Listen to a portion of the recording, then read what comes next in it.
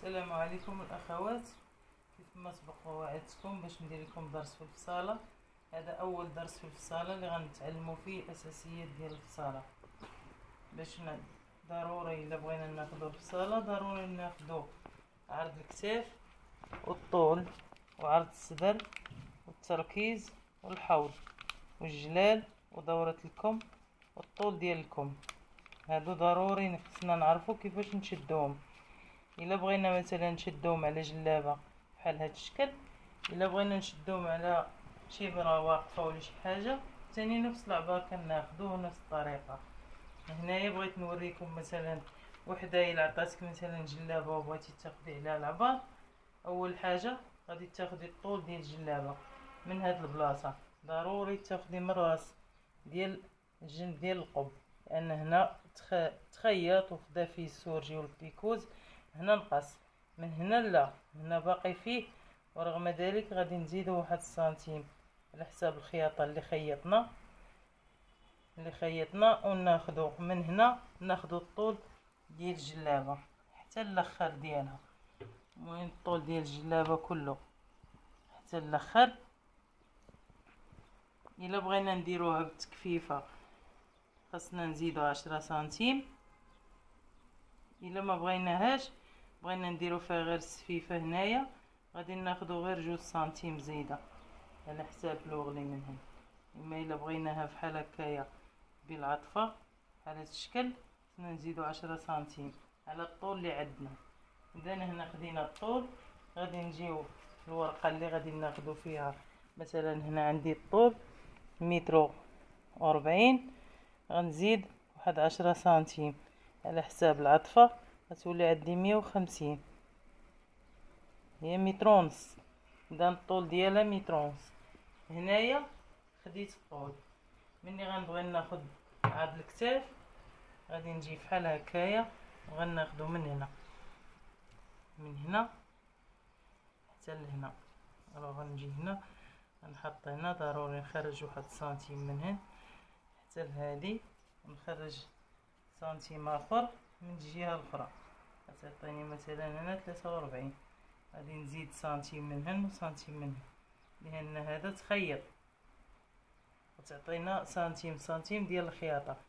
غنجيو هنا عرض الكتاف عطاتنا 43، غنجيو لعرض الكتاف وغادي نكتبو 43 سنتيم.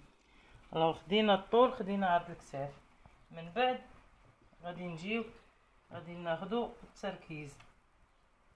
مني غناخدو التركيز غنجيو ليه من هنا من الوسط، نجيبوه على هاد البلاصه اون فاس مع هاد وغناخدوه. هنا عندنا تركيز 23، ونزيدو سنتيم هنا عندنا 24. ضروري نزيدو سنتيم من هنا لهنا اون فاس مع هادي، هذا هو التركيز.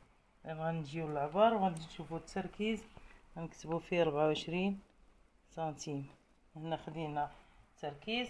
غادي نجيو لعرض الصدر غناخدوه من هنا، غنخرجو سنتي ديال الخياطه، غنجيو حتى الخياطه اللي دايزه هنا وغنخرجو سنتيم اخر. اذا غتعطينا من هنا لهنا 27. اذا غنجيو لعرض الصدر وغنكتبو 27 سنتيم. اذا خديناه. بغينا ناخدو الحوض. الحوض باش ناخدوه مقاد غادي ناخدو من هنا لهنا 32. خدينا 32، فيها 32 اللي خدينا غناخدو الحوض غادي يعطينا. ها هو الحوض، نخرجو سنتيم. اذا 28 هنا غيعطينا الحوض 29. غنجيو للحوض وغنكتبو 29 سنتيم. اذا اش بقى لينا؟ طول الكم غناخدو من هنا حتى طول الكم اللي بغينا، من هنا لهنا. وهنا عطانا طول الكم 60. اذا غنزيدو سنتيم من هنا وسنتيم من هيه، عندنا 62. طول الكم 62 سنتيم. عندنا دورة الكم. الا بغينا الدورة تاع الكم داكشي اللي بغينا فيه اذا هنايا عندنا فيها 14. اذا غنديرو دوره ديال دورة الكم عندنا 14 سنتيم. اش بقى لينا الجلال، ولا بغينا ناخدو الجلال غادي ناخدوه فحال هادشي، بحال هكا. غادي ناخدو غير الربع ديالو، غناخدو الجلال كله من هنا حتى لهنا، من هنا لهنا خليو سنتيم هاك وسنتيم هاك. اذا عندنا الجلال 48 سنتيم، غنجيو الجلال وغنكتبو 48 سنتيم. هنايا كملنا اخد العبار على جلابه. يمكن لك تاخدي على سيده بنفس الشكل هكا. هادو العبارات هما اللي ضروريه في الفصاله. الا ما تعلمتيش اخذ القياسات ما يمكنش لك تفصلي.